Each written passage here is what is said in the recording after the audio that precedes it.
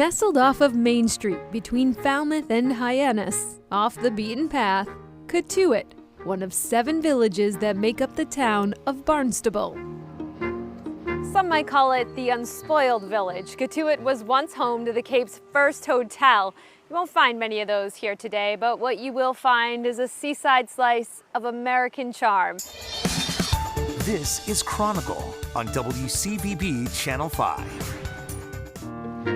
Cotuit, where public beaches feel private, harbor views that look more like nature's art, and despite having a year-round population hovering around 3,000, Cotuit has its own market, golf course, post office, library, and local watering hole, the Kettle Hoe.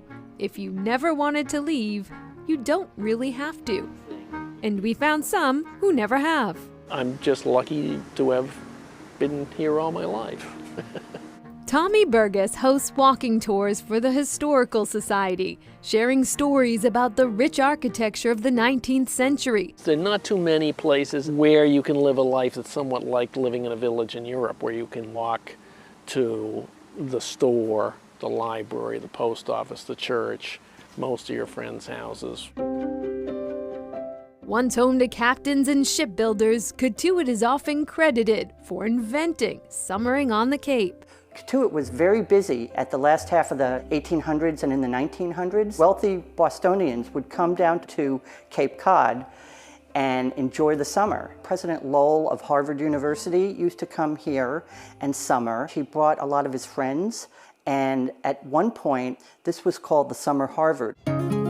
Finding Cotuit now is less destination and more happy stumble. You come here because you know somebody, or you live here, or you've somehow found it by accident. Perhaps the only place where people celebrate mosquitoes that buzz around the harbor, home to the oldest junior yacht club in the U.S.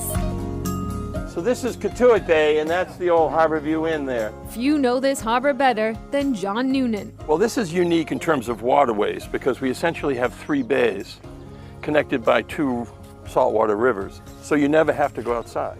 And it's arguably some of the most scenic homes and settings on the Cape. It's a special place. That's the entrance to A retired tech executive from Boston, Noonan now owns and operates Cotuit Harbor Tours. There are a lot of charter captains on the Cape. Most guys take people out fishing.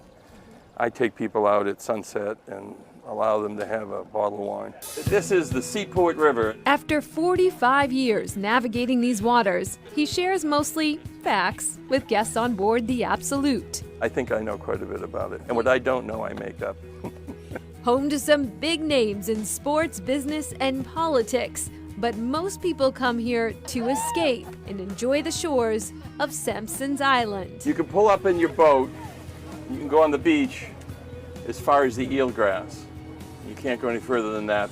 Beyond that's a nesting area. Okay. So the island is technically under the control of the Mass Audubon. See the tree there? Where you can take in the wonder of nature. That's a real osprey nest, and she's in it, and there are chicks.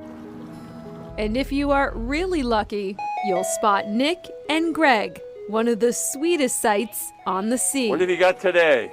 So this is fantastic. The ice cream boat comes to you. It tastes better when you're on a boat. Below the bay, a bounty of another kind. They went down on the bottom at about 1.5 inches in size. And right now, as you can see, they're all about 2.5 to 3 inches.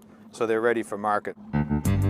The Cotuit Oyster Company, the oldest in the U.S., hard at work harvesting the fruits of its labor. Taking an animal from 1 millimeter in size and watching it grow up to maturity and then being able to sell it's pretty interesting. Owner Chris Gargiulo took over the business in 2004. Like everyone says, you learn from the school of hard knocks, and I certainly did. You can't rubber stamp operations. You can't grow an oyster in Cotuit like you do in Wellfleet. Gargiulo and his team will seed 3 to 6 million oysters every year. 12 to 18 months later, the bright and briny Cotuit oyster is ready. They all take on the attributes of where they grow. So the Cotuit oyster tends to be a little milder, not as salty as some of the oysters maybe on the outer Cape. Though you wouldn't know it by the size of their shingles. After all, it's the oyster that matters here. This is a big business, both wholesale and retail, and they ship across the U.S. Shucking not included. We want to lift this hinge up, slide the knife forward, and cut over to the right.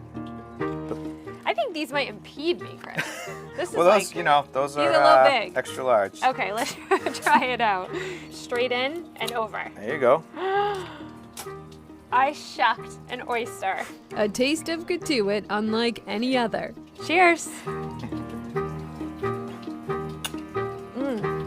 Bravo, bravo. Well done. And Nicole brought back some new lingo for us from Cotuit. A Cotusian is somebody who lived their entire life in Cotuit. A Cotusian. A Cotusian. A Cotusian. And back to the ice cream boat. This is an interesting story. The previous owners of the boat actually started when they were 12 and 16 years old. They started with one waterlogged boat. They ended up with two boats, each with a 350-pound cooler on board. So they grew the business big time. They have since recently sold, and that company is now under new management. But they did great and helped pay for their own colleges, which is nice. 12 and 16, I'm investing in them. All right, he may pay the bills, but he knows his role.